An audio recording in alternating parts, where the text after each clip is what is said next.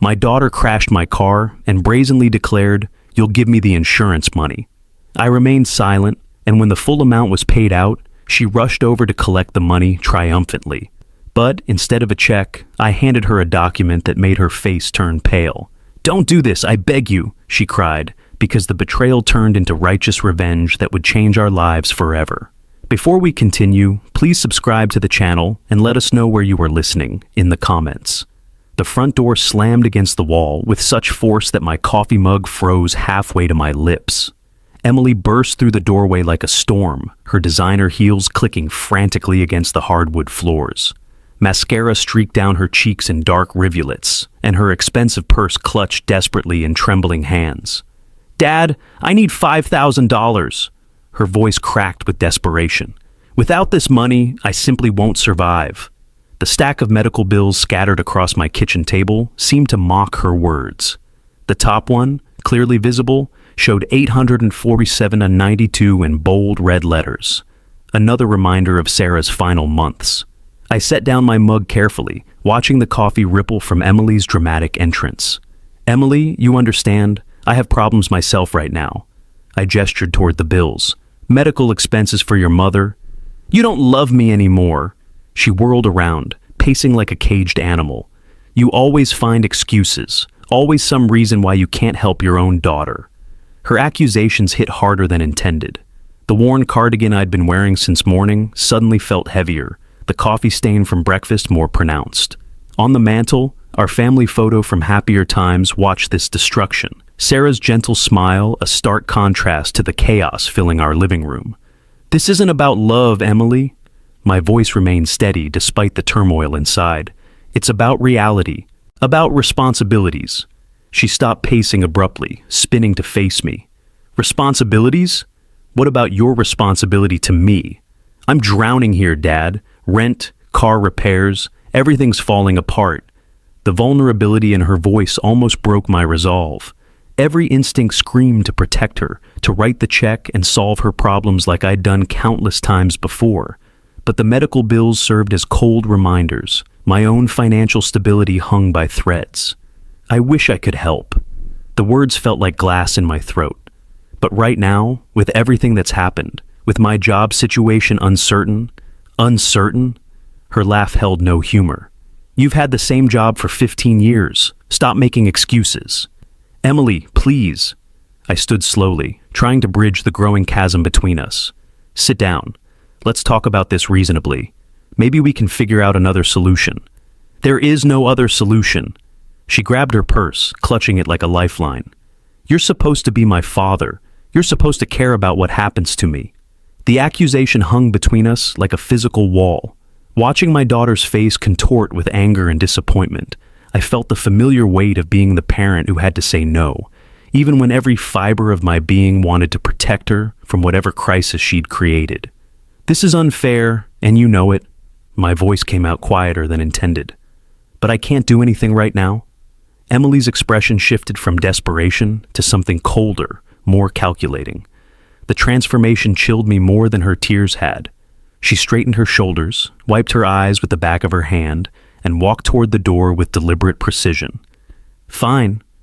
The single word carried the weight of years of frustration. "I understand perfectly now." She paused at the threshold, her silhouette framed against the evening darkness. For a moment, I thought she might turn back, might give us both a chance to repair this fracture. Instead, she stepped into the night without another word. The door closed with a soft click that somehow felt more final than her earlier dramatic entrance. Through the window, I watched her car's engine come to life, headlights cutting through the gathering dusk. The taillights grew smaller as she drove away, leaving me standing alone in a house that suddenly felt too large and too quiet. The medical bills still lay scattered across the table, and my coffee had grown cold. The alarm's shrill cry at 5:30 a.m. pierced through dreams I couldn't quite remember. 3 days had passed since Emily's visit. 3 days of avoiding thoughts about our confrontation while focusing on preparing for this crucial trip. My worn leather suitcase lay open on the bed, waiting for the business clothes that might determine my job security. I folded my navy suit carefully, the fabric still crisp from the dry cleaner. The quarterly reports sat in neat stacks beside my laptop. months of work distilled into presentations that could make or break my position at the company. The medical bills remained on the kitchen table like silent sentinels, reminding me why this conference mattered so much. A brief moment of hesitation struck as I surveyed the house. Leaving it empty always made me uneasy, especially after Sarah's death. The familiar routine of checking locks and windows had become a ritual of sorts, a way to maintain control in an increasingly uncertain world. The taxi arrived precisely at 6:15 a.m. Carlos, the middle-aged Hispanic driver, helped load my suitcase with professional courtesy. "Thank you for taking me so early," I said, settling into the back seat. "Didn't want to leave my car at airport parking." "No problem, see your business trip?" "Conference in New York, 3 days." I glanced back at my Ford Explorer sitting reliably in the driveway. The 2019 Blue model had served me well, despite the small dent in the rear bumper from a grocery store incident last year. Important for my job. The March morning carried a crisp bite at 38 degrees, overcast sky promising another typical Chicago day. As we pulled away, Mr. Ramirez waved from across the street, probably heading out for his morning walk. I waved back, grateful for neighbors who kept an eye on things. During the drive, I reviewed my notes one final time. The presentation needed to be flawless. Budget cuts had everyone nervous, and my department faced particularly close scrutiny. My phone buzzed with a text from my colleague Mike. "Mike, did you receive the quarterly reports I sent?" I called him back immediately. "I want to make sure we're aligned for the presentation." "Got everything. Looking good, Alex. Don't stress too much." Easy for him to say. His wife wasn't buried under medical debts. His daughter wasn't demanding money he didn't have. The familiar weight of responsibility pressed against my chest as O'Hare Airport came into view. Check-in proceeded smoothly despite the early morning crowds.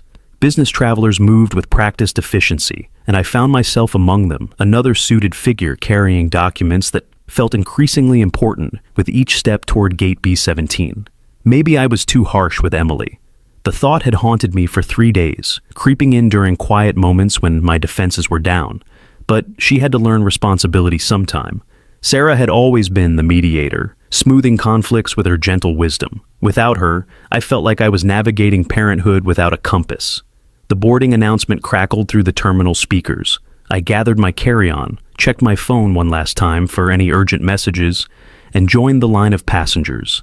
The familiar routine of air travel provided comfort, something predictable in a life that had become anything but. As the plane lifted off, I pressed my face to the small window, watching Chicago's suburbs shrink below.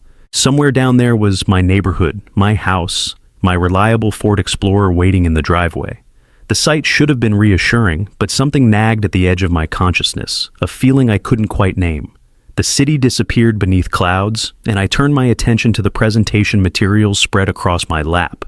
3 days in New York, then home to deal with whatever waited there. The taxi's headlights swept across my driveway at 11:47 p.m., and something was wrong. Terribly wrong. My Ford Explorer sat in its usual spot, but the familiar silhouette looked fractured, broken in ways that made no immediate sense. "Jesus Christ," the driver muttered, an older black man who'd been silent during most of the ride from O'Hare. "Sir, what happened to your car?" My suitcase hit the asphalt with a dull thud as I stumbled out. Legs cramped from delayed flights and the crushing realization of what I was seeing. The spiderweb of cracks across my windshield caught the taxi's lights like a deadly kaleidoscope, 3 major impact points suggesting deliberate, repeated strikes. "What the—" The words died in my throat.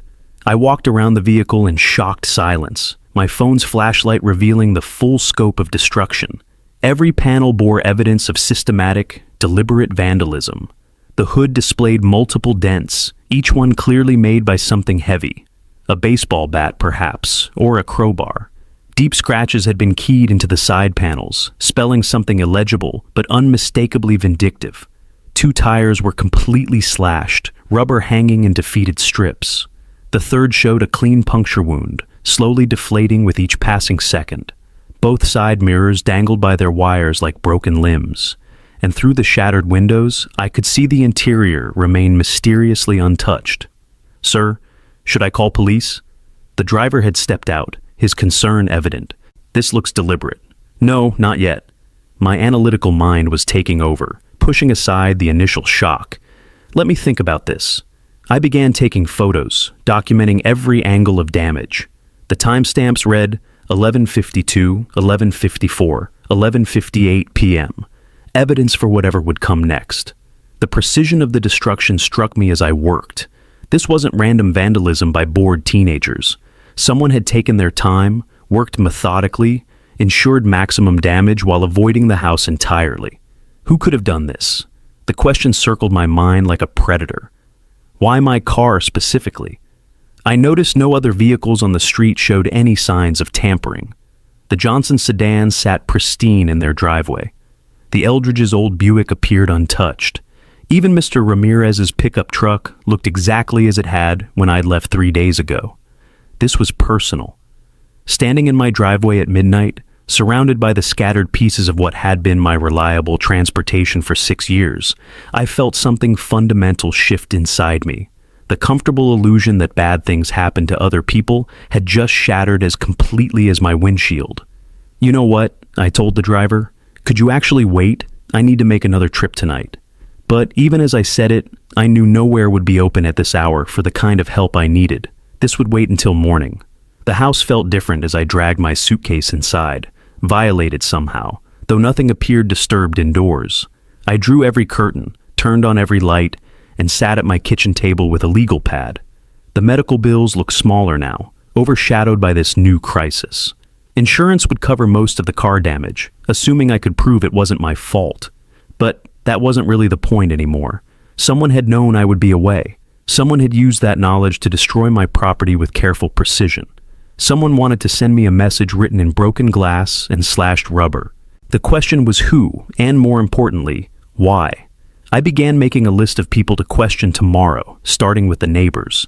Surely someone had seen something, heard something. Vandalism. This extensive couldn't happen in complete silence. The methodical destruction would have taken time, created noise. Someone knew something. As I wrote names in careful columns, organizing my approach like the business presentation I'd just completed, one thought kept returning. The timing was too perfect to be coincidence. Someone had known exactly when I'd be gone. The pen felt heavy in my hand as I added one more name to the list, one I hoped I wouldn't need to investigate. Coffee steam rose from my mug as I spread the printed photos across the kitchen table, each image a stark reminder of Wednesday night's destruction. The manila folder lay open beside my composition notebook, black cover, clean pages waiting for whatever truth I might uncover. At 9:30 a.m. on this crisp Friday morning, the methodical engineer in me had taken control. I'd spent yesterday processing the shock. Today was about facts. The first house belonged to Tom and Linda Johnson, their brick ranch sitting directly across from mine. Tom answered the door in weekend clothes, concern creasing his weathered face when he saw the photos. "Sorry to bother you, but did you see anything unusual Wednesday night? We just got back from the lake house yesterday." He studied the images with genuine sympathy. "This is terrible, Alex. Really sorry to hear about your car." Linda appeared behind him, shaking her head in dismay. "Who would do such a thing? In our neighborhood?" Their shock seemed authentic, but they offered nothing useful. I noted the time, 9:35 a.m., and moved on. Mr. Ramirez was working in his yard, the two-story colonial's flower beds receiving his careful attention. A practical man in his 50s, he straightened when I approached with my folder. "Did you hear anything unusual Wednesday night around midnight?" He paused, gardening gloves dirty from morning work. "Heard some sounds, but thought it was raccoons getting into trash." His expression shifted as I showed him the photos. "This happened Wednesday? Maybe it wasn't raccoons after all." "What time exactly did you hear the sounds?" "Maybe 11:30, midnight, figured it was nothing important." He looked genuinely apologetic. "Should have checked, I guess." I wrote carefully in my notebook, Ramirez. Heard destruction, 11:30-12, Adactus p.m., dismissed as animals. The timing aligned perfectly with when someone had systematically destroyed my Ford Explorer. The Eldridge house, a small craftsman style, required more patience. Mrs. Eldridge answered slowly, her husband visible in the background, adjusting his hearing aids. "Everything was quiet when we went to bed at 10, she said, after examining the photos with obvious distress. "We sleep pretty soundly these days, though. Medicine, you know." Her husband called from his chair. "What's he showing you, Martha?" Vandalism, Harold. Someone destroyed Alex's car. Their genuine concern was touching, but their early bedtime eliminated them as potential witnesses. I thanked them and continued my systematic canvass.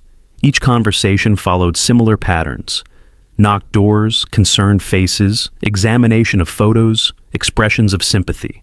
Nobody had seen unfamiliar cars. Nobody noticed anyone watching the neighborhood. The few who'd heard sounds had dismissed them as typical nighttime noises. Walking back down the familiar sidewalk where I'd lived for 15 years, I realized that whoever had destroyed my car knew not just my address, but my habits, my travel schedule, and possibly even my relationship with these neighbors who barely knew my name. The destroyed Ford Explorer sat in my driveway like an accusation.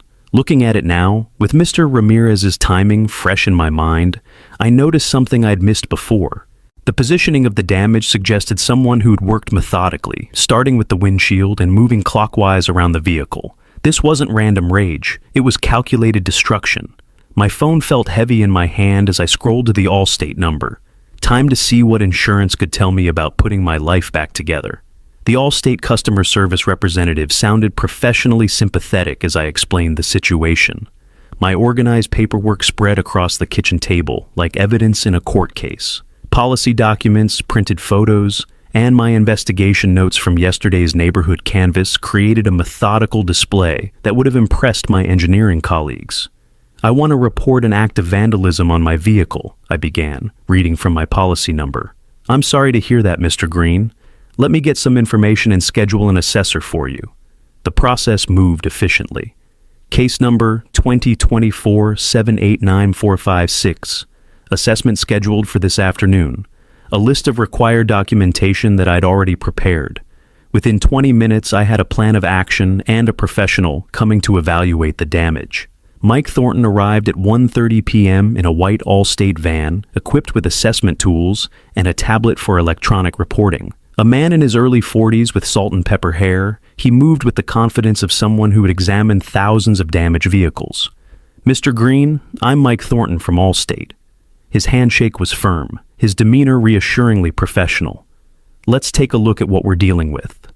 The systematic examination that followed impressed me with its thoroughness. Mike documented every scratch, dent, and broken piece of glass using a digital camera with measurement scales. He tested mechanical components, checked frame integrity underneath the vehicle, and noted security features. "This is one of the worst cases of vandalism I've seen," he said, crouching beside the slashed tires. "Looks very deliberate. Someone really wanted to cause maximum damage. How much could this cost to repair?" Mike stood, brushing dirt from his knees. "Around $8,000, possibly total loss given the vehicle's age and condition. Your 2019 Explorer's been well maintained, but when vandalism gets this extensive..." He showed me photos on his tablet, zooming in on specific damage points. The professional assessment made the violation feel more real somehow, translating my emotional shock into concrete dollar amounts and repair timelines. "How quickly do you process claims like this?" "Usually within a week for straightforward vandalism cases. Your comprehensive coverage includes a $500 deductible, so you're looking at about $7,300 in coverage." Mike tapped entries into his tablet with practiced efficiency. "Do you need a police report?" "It's not required for vandalism claims, but some people prefer to file one." I considered this. "What would you recommend?" "Up to you. Police reports can help if the perpetrator is caught, but for insurance purposes, my assessment and your photos are sufficient." We completed the electronic paperwork together, Mike explaining each section as we progressed. His thoroughness and genuine concern made the process less overwhelming than I'd anticipated. After 45 minutes, I held completed claim documentation and contact information for follow-up questions. "One more thing," Mike said as he packed his equipment. "Any idea who might have done this? Vandalism, this systematic, usually isn't random." The question hung between us like an unspoken accusation. Did I have enemies? Had I wronged someone badly enough to deserve this level of retaliation? The possibilities churned in my mind, but I had no concrete answers. "Nothing comes to mind," I replied honestly, "just trying to figure out what happened." Mike drove away in his van, leaving me with paperwork that promised resolution and a check that would arrive within 5 to 7 business days. Standing in my driveway, I looked one more time at the destroyed vehicle, then at the documentation showing $7,300 in pending compensation. For the first time since discovering the damage, I felt something approaching optimism. Insurance would handle the financial impact, and soon I'd have enough money to replace my reliable transportation. Walking toward my house, I wondered what I'd do when that check finally arrived. Thursday afternoon found me in my living room with a book and coffee, the insurance paperwork neatly filed, and the waiting game officially begun. Outside, spring had arrived in earnest, 52 degrees and sunny, with neighbors working in their yards and the familiar sounds of suburban life drifting through open windows. For the first time in weeks, I felt almost relaxed. Car doors slammed in my driveway. Through the window, I recognized Emily's distinctive walk, confident strides that suggested she'd come with a purpose. No desperate pounding this time, no mascara streaks or trembling hands. This Emily looked composed, determined, almost triumphant. Emily, what a surprise. I opened the door with genuine pleasure, despite our recent tension. Come in, sweetheart. She entered without the dramatic flair from her last visit, her expensive purse slung casually over one shoulder, designer jeans and fitted jacket, suggesting money spent somewhere other than on rent payments. Hi, Dad. We need to talk. Something in her tone made me pause. Not the desperation from weeks ago, but a cool confidence that seemed oddly misplaced given our financial discussion. I gestured toward the living room, where family photos watched from the mantel, and my insurance paperwork still lay visible on the coffee table. She settled onto the sofa with calculated ease while I returned to my armchair, my phone resting within easy reach on the side table. The afternoon light streaming through windows should have made this feel like a pleasant family visit, but tension crackled beneath Emily's composed surface. I know about the insurance claim, she began without preamble, for your car. Word travels fast in insurance circles. I attempted lightness, though her directness puzzled me. Emily's smile held no warmth. It was me, Dad. I destroyed your car. The words hit like physical blows. Coffee mug frozen halfway to my lips. I stared at my daughter, the child I'd raised, educated, supported through every crisis, and felt the world tilt sideways. What? Emily? How could you possibly? You wouldn't give me the money, so I decided insurance would. Her matter-of-fact tone made the confession even more shocking. Worked out perfectly, really. You get your car replaced, and now you have the cash I needed originally. My phone was already in my hand, muscle memory from years of business calls. A casual swipe activated the recording app, legal in Illinois with single-party consent, and something told me I'd need evidence of this conversation. You deliberately destroyed my property while I was traveling? Wednesday night, around 11:30, took longer than expected. Those windshields are tougher than they look. She examined her manicured nails with disturbing nonchalance. But I got the job done. This is a crime. Do you understand what you've done? Emily's laugh carried no humor. Drama much, Dad? You have insurance. No one really gets hurt. Your precious Ford Explorer was ancient anyway. Now you'll get something newer with the payout. Sitting across from the child I had raised, I felt something fundamental break inside me. This wasn't the desperate daughter from our kitchen confrontation. This was a stranger wearing Emily's face, displaying a calculated coldness that made my blood freeze. I needed that money more than you needed that old car, she continued. Besides, you're being dramatic. Just give me the check when it comes, and we'll call it even. Call it even? My voice barely controlled the rage building inside. You committed vandalism. You destroyed thousands of dollars worth of property. Property you'll replace with insurance money. She leaned forward with predatory focus. Money you're going to share with your daughter, who's drowning in debt while you hoard cash like some miser. This isn't just about money. This is about trust, about family. I raised you better than this. You raised me to believe family helps family. When you refused, I found another way. Her shrug dismissed years of moral teaching, family values, basic human decency. Now you'll get the insurance money, and you're giving it to me. Simple solution. The casual entitlement in her voice, the complete absence of remorse, the calculating way she'd planned and executed this violation, everything crystallized into perfect, horrible clarity. My own daughter had deliberately betrayed me, then arrived to demand payment for her crime. Emily stood abruptly, apparently finished with explanations. I'll call you next week to arrange pickup. Cash would be easiest. She moved toward the door with the same confident stride that had brought her in, leaving me stunned in my chair with family photos bearing silent witness to the destruction of everything I'd believed about my child. The door slammed with finality. Her car engine started, tires crunched on gravel, and silence returned to my violated home. I remained motionless, phone still recording, staring at the family pictures that now felt like monuments to a dead past. Friday evening found me in my study, door closed against the world. Emily's recorded confession playing one final time through my phone's speaker. Her voice carried the same casual confidence that had shocked me 3 days ago, each word a fresh reminder of how completely I'd failed as a father. The family photo albums lay scattered across my desk, like evidence in a courtroom. University of Illinois graduation, Emily in cap and gown, Sarah and I beaming with pride. First apartment keys, Emily laughing as I carried boxes up 3 flights of stairs. 28 years of memories, and now this. I opened my laptop and began calculating. University tuition, $52,000 over 4 years. Car down payment and co-signed loan, $8,500.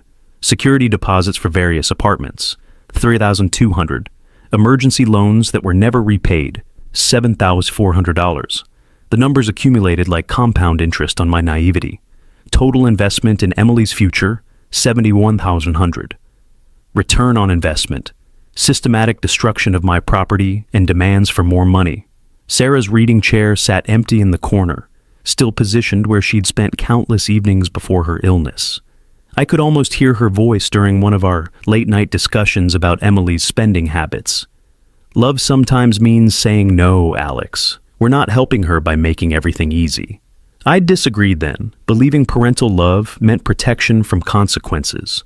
Now, staring at financial documents that chronicled years of enabling, I finally understood my wife's warning hadn't been criticism of Emily, but protection of her character. The computer screen glowed as I researched Illinois vandalism laws. Property damage exceeding $500 constituted a Class A misdemeanor. Potential fines up to $20,500, possible jail time. Insurance fraud carried federal implications if amounts exceeded certain thresholds. My engineering mind processed the information systematically.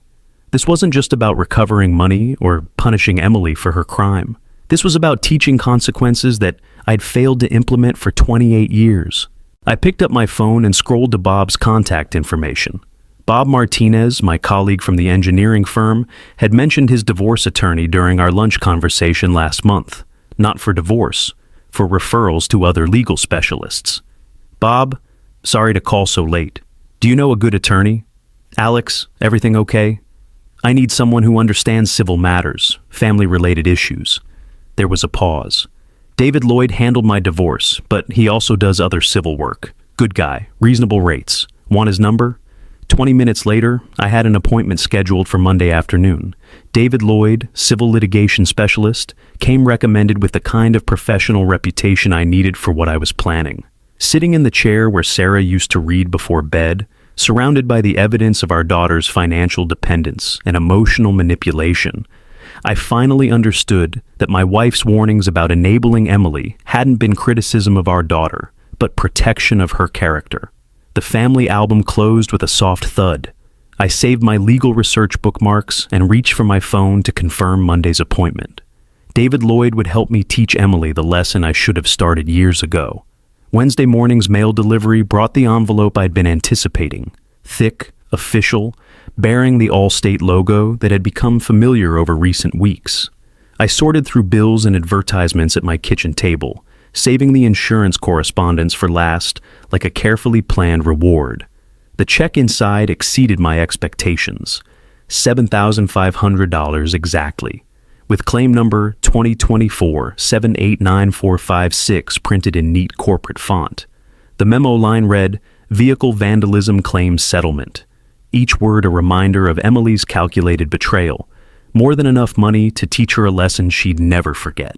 Rather than call a taxi, I decided on the public transportation. The CTA bus Route 49 would take me downtown to the Chase Bank branch, giving me time to think about strategy during the 35-minute ride.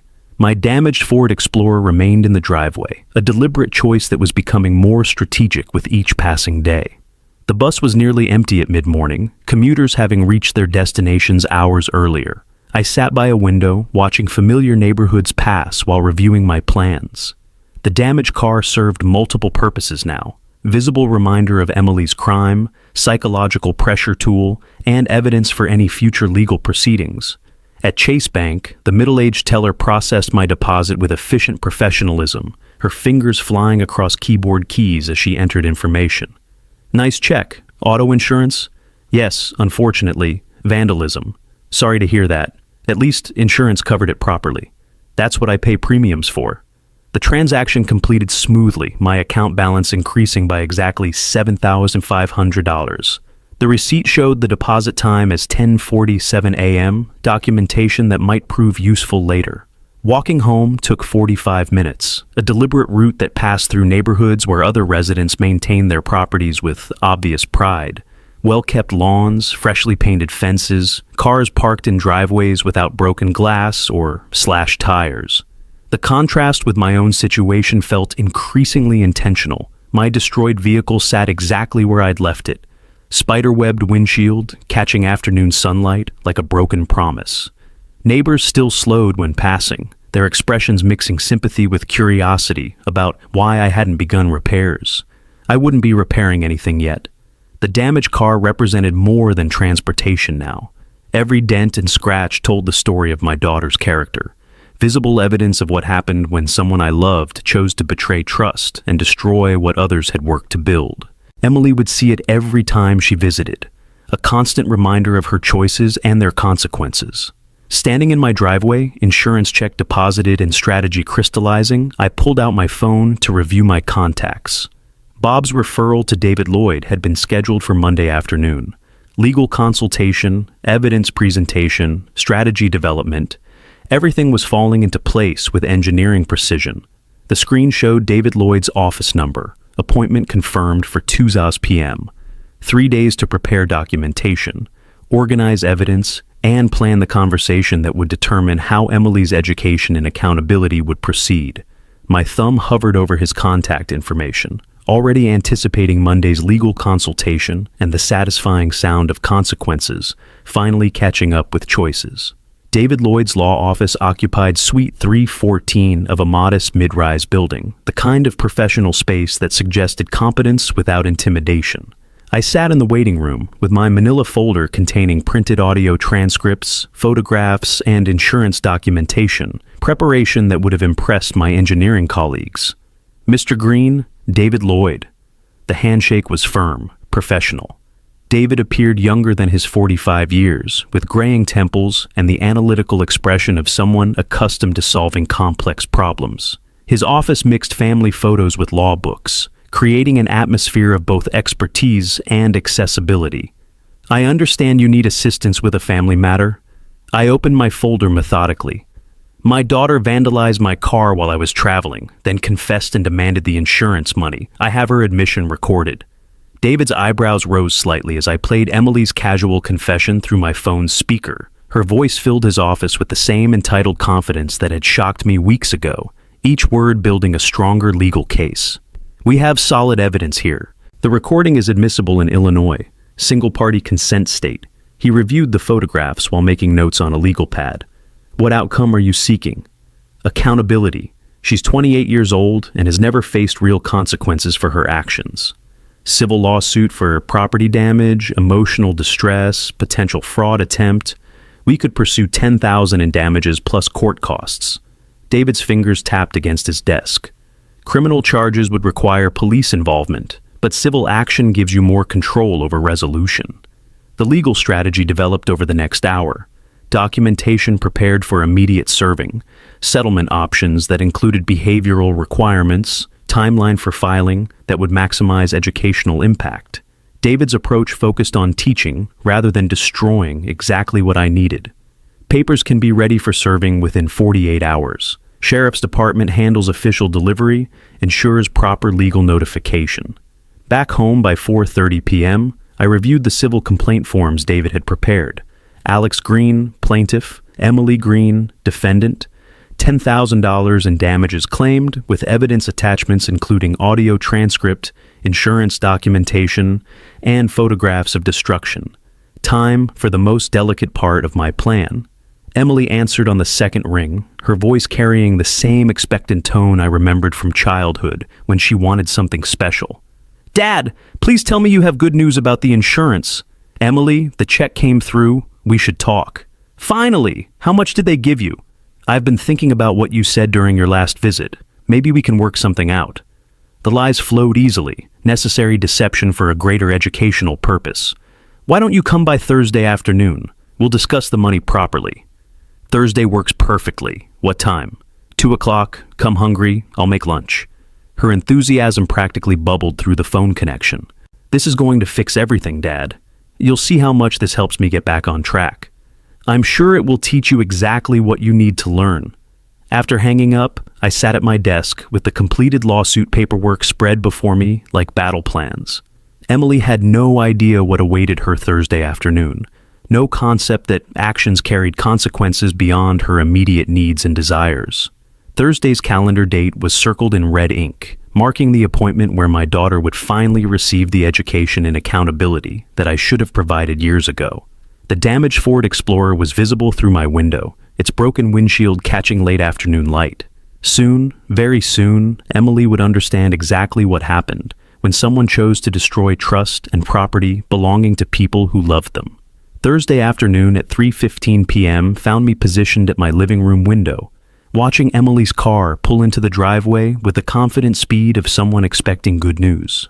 3 days had passed since our phone conversation. 3 days I'd spent checking and rechecking the legal documents David Lloyd had prepared with meticulous care. The manila envelope sat on my side table, sealed and waiting like a perfectly timed explosive device. Emily's knock carried the same entitled rhythm I remembered from childhood, quick, impatient, expecting immediate attention. I opened the door to find her practically glowing with anticipation.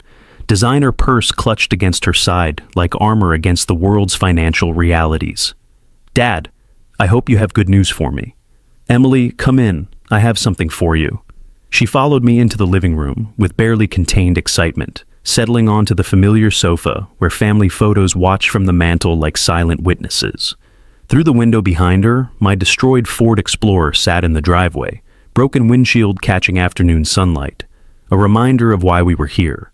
"I've been thinking about this all week," she said, purse positioned expectantly on her lap. "This will solve everything: my rent, my car payment, getting back on track financially." I reached for the envelope with deliberate calm, my engineering mind savoring the precision of this moment. Months of planning, preparation, and strategy had led to this single exchange of documents. "Here, this is for you. Read it carefully." Emily's manicured fingers tore open the seal with eager efficiency, her smile broad and confident as she extracted the papers inside. The letterhead caught her attention first. David Lloyd, attorney at law, and I watched confusion flicker across her features. "What is this? I thought you were bringing a check." "Read it, every word." Her eyes moved across the first page, processing legal terminology with growing bewilderment. "Civil lawsuit, Alex Green versus Emily Green." She looked up sharply. "Dad, what is this supposed to mean?" "Keep reading." The color began draining from her face as she reached the financial sections. $10,000 in damages, property destruction, insurance fraud attempt. Her voice dropped to a whisper. Emotional distress. "It's a lawsuit, Emily, for what you did to my car." The papers trembled in her hands as the full implications crystallized. "You're suing me? Your own daughter? You destroyed my property and tried to steal insurance money." My voice carried the same professional tone I used in engineering presentations. "Actions have consequences. This is yours." Emily stared at the documents as if they might transform into something else through sheer willpower. Her expensive purse slid forgotten to the floor, designer confidence crumbling into genuine panic as she processed what $10,000 in legal damages would mean for her already precarious financial situation. "Dad, this isn't... You can't be serious. Watching my daughter's face transform from greedy anticipation to horrified understanding, I felt the cold satisfaction of a parent who had finally found the perfect consequence for a child who thought family meant unlimited bailouts without accountability.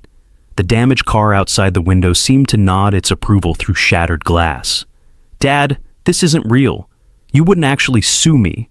Emily's voice cracked with desperation as she clutched the legal documents like evidence of her own execution. "This is your own daughter. Family doesn't do this." I remained seated in my chair, watching her process the magnitude of consequences she'd never considered possible. The afternoon sunlight streaming through windows highlighted dust motes dancing around us like tiny witnesses to this reckoning. "It was just a car. Insurance paid for it." She scrambled through the pages again, searching for escape clauses that didn't exist. "This could ruin my credit score, my job applications. Background checks will show this." Yes, they will. The simple confirmation hit her like a physical blow. Emily's designer composure finally shattered completely, and she slumped forward on the sofa, expensive clothing suddenly disheveled, mascara beginning to streak as reality crushed her entitled worldview. "Do you understand what this means for my future?" Her voice rose to near hysteria. "I could face criminal charges too, couldn't I?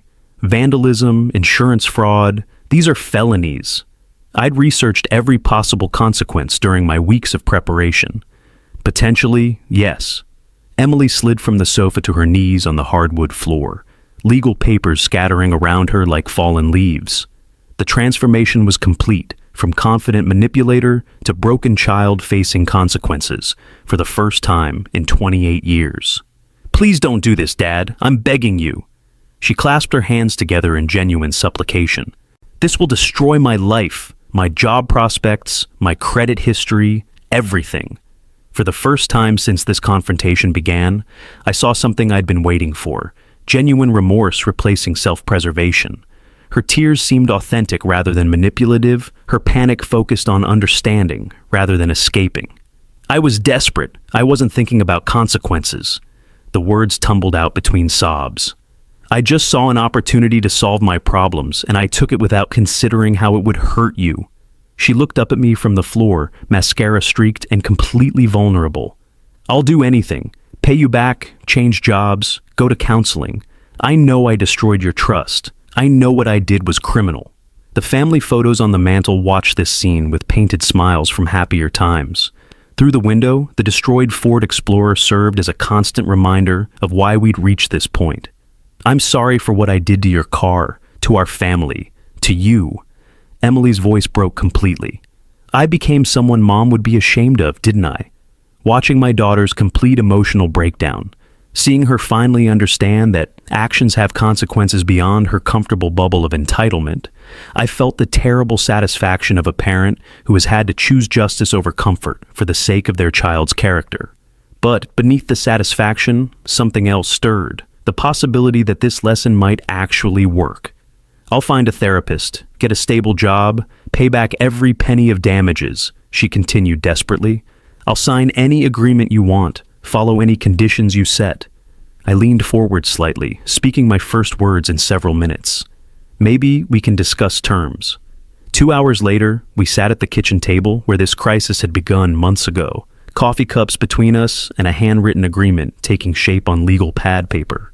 Emily's emotional breakdown had given way to exhausted determination, her usual manipulative energy replaced by genuine humility. Weekly counseling sessions for 6 months minimum, I wrote in neat engineering script, focus on financial responsibility and family relationships. I agree. Emily's voice carried none of her usual argumentative tone. I know I need help understanding why I make these choices. Full-time employment within 30 days, proof of steady income for restitution purposes. She nodded, no longer the entitled daughter who demanded money just months ago. I'll take whatever job I can find. No more excuses about finding the right opportunity. The damaged Ford Explorer remained visible through the kitchen window, its broken windshield catching evening light like a memorial to destroyed trust. I decided to leave it unrepaired, not from inability to afford fixes, but as a permanent reminder of what happened when someone chose destruction over responsibility. Gradual repayment of my $500 insurance deductible, $50 monthly until satisfied. That's fair. Emily studied the growing list of conditions. More than fair, considering what I put you through. I set down my pen and looked at my daughter, really looked at her, for the first time since her confession weeks ago.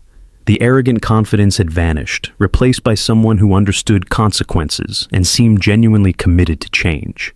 This was a lesson, Emily, about responsibility and consequences. I know, Dad. I finally understand that. I'll withdraw the lawsuit if you meet these conditions faithfully. But trust must be rebuilt gradually through actions, not promises. Emily reached across the table and covered my hand with hers, a gesture I hadn't felt from her in years. Thank you for not giving up on me, for caring enough to teach me this lesson instead of just enabling me forever.